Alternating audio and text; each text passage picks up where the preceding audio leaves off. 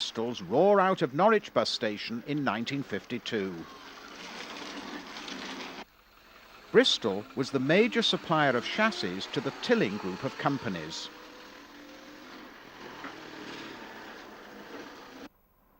Two views of Lowestoft Corporation AEC Regents with locally built ECW bodywork. After nationalisation, ECW only built bodies for the British Transport Commission. Most utilities had a short life. Most were rebodied or scrapped by the mid-50s. Admire this handsome livery on these municipal Leylands at Great Yarmouth in 1952.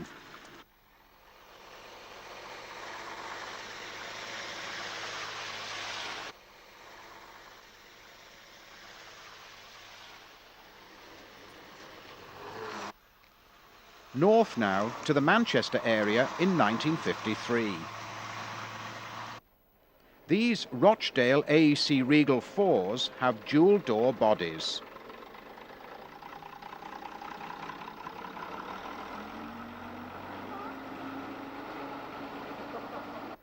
Sit back now and revel in the amazing variety of operators, manufacturers and liveries. Look out for locally built Crosleys as well as Daimler, AEC and Leyland chassis.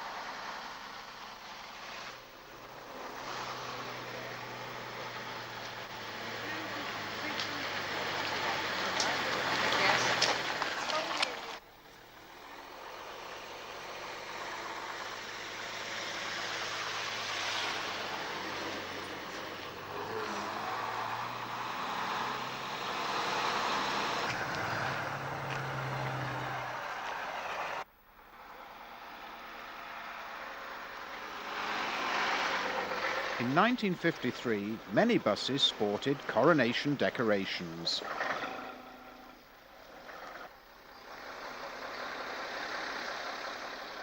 This elderly Manchester Leyland Tiger was a survivor from the mid-30s.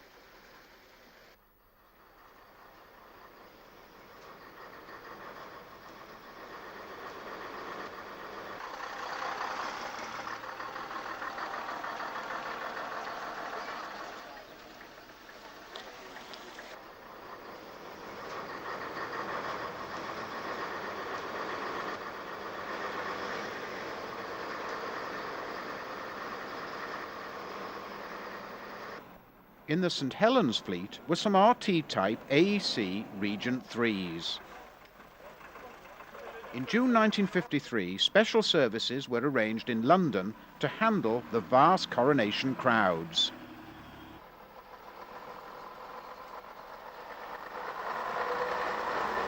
Note the utility Daimler, the Albion coach and the Bedford OB.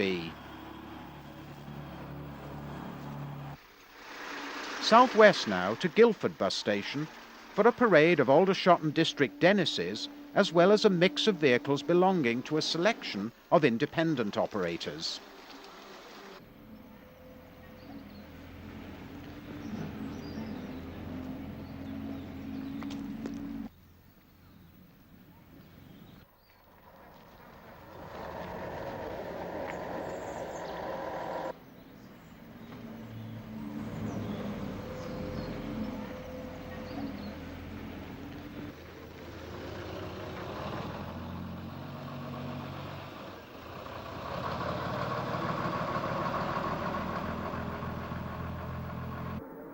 Shortly to be withdrawn, this Leyland Cub was one of 60 one-man country area buses delivered to London Transport in 1935.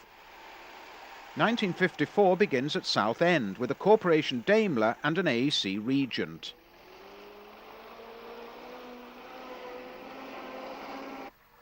Rushden with a front-loading Birch Brothers double-decker. At Northampton, a post-war Crosley DD42 is followed by an elderly Leyland-bodied TD1 of 1931.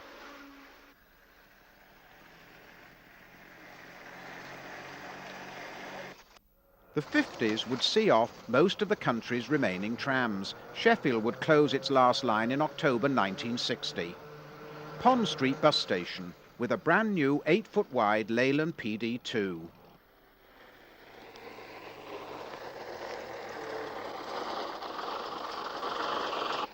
A Nottingham AEC Regent is followed by a similar vehicle from West Bridgford.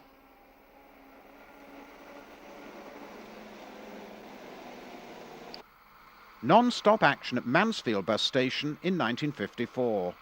Barton was one of those operators which always seemed to have a fascinating mix of old and new vehicles.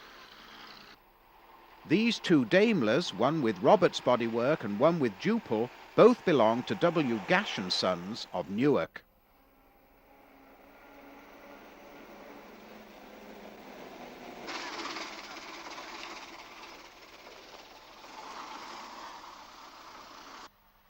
A rare view of an 8-foot-wide Daimler CD650 with Willowbrook body. Note the wide radiator.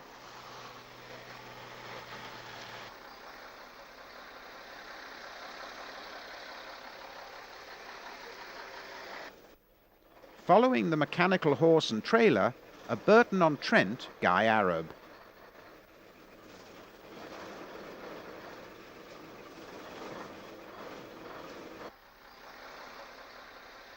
Midland Red built many of its own chassis. This is a diesel-engined Don dating from 1935. Throughout the late 50s, increasing central area congestion was leading to calls for ring roads and more parking areas. Ultimately, many town centres would be radically altered to accommodate the motor car.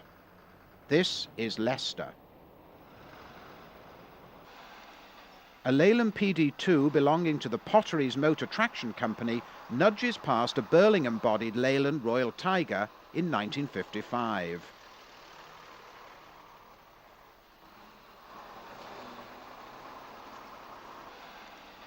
The PMT garage at Newcastle-under-Lyme, with some decidedly speedy action.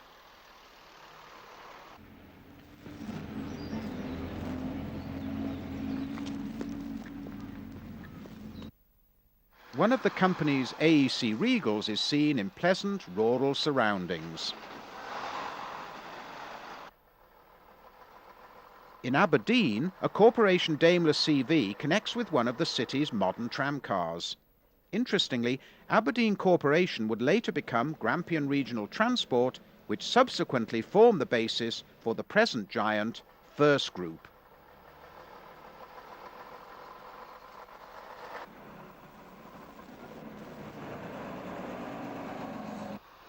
This Daimler has the new style of enclosed grille.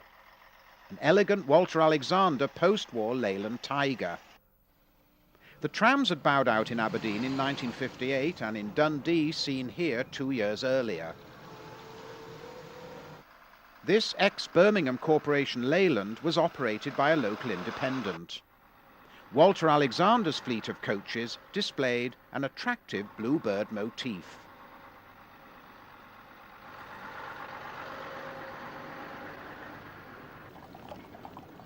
Inverness in 1955.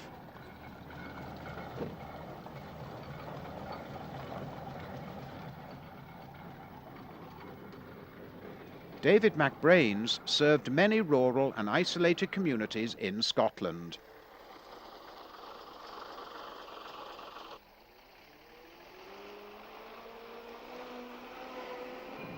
Trams finally left Edinburgh's Princes Street in 1956. a Bristol L on the city's famous Royal Mile. Then, in procession, an AEC monocoach belonging to SMT, a Leyland Olympic, a 7'6" Daimler CV, and finally an 8-foot-wide tin-fronted Leyland PD2. This PD2 was unpainted. In an attempt to reduce maintenance costs, unpainted buses also appeared in Liverpool and London. Greater Glasgow had a terrific mix of buses. An independent is seen at Paisley Cross in 1956. Coming under the railway at Partick, a central SMT Leyland PD2. By the mid-50s, Glasgow was the only British city with trams, buses and trolleybuses.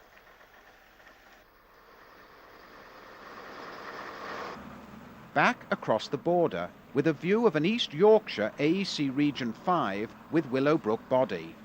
These Gothic roofed vehicles were designed to squeeze under the Beverley Bar.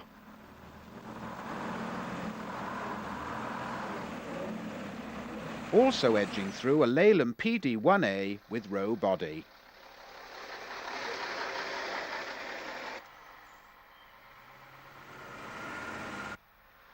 Action on the coast at Hull in 1958 with an AEC Regent in the corporation's streamline livery.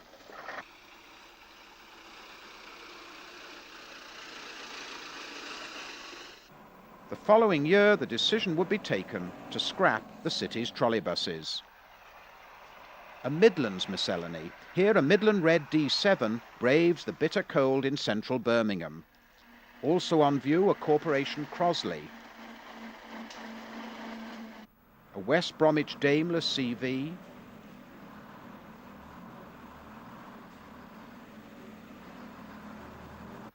A Corporation Daimler. And a Midland Red designed 8-foot-wide D5.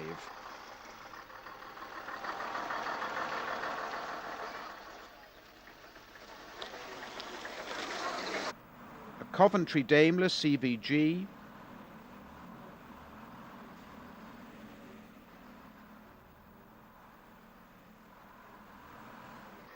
A Birmingham Leyland Tiger with Metro Camel body.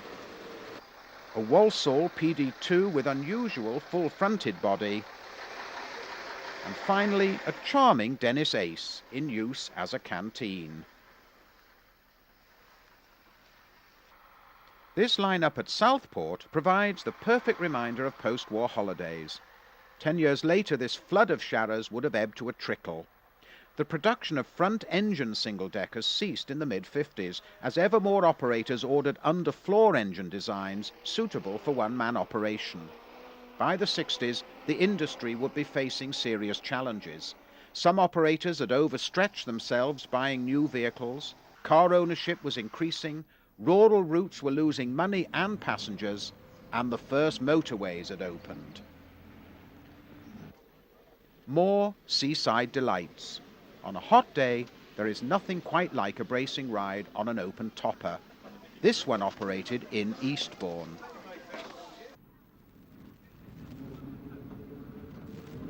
Hastings even had an open-top trolleybus. This long-withdrawn six-wheeler was restored for the 1953 coronation. Even after the wires came down, it was given a diesel engine.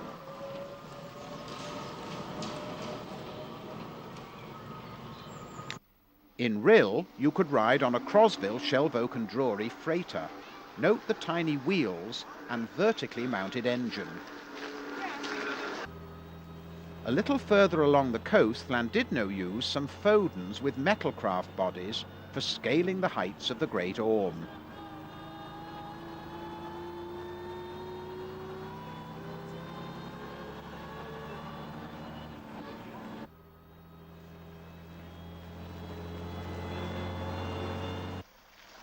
To replace the nearby Llandudno and Colwyn Bay tramway, second-hand utility guys were purchased, as well as this open-top ex-Newcastle Daimler COG5.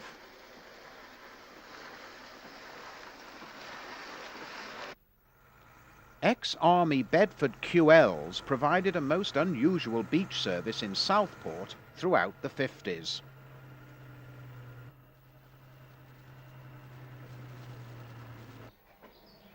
The much-vaunted trolleybus fell from grace almost as swiftly as the tram. Even Glasgow didn't seem wholly committed when it installed the country's last new system in 1949.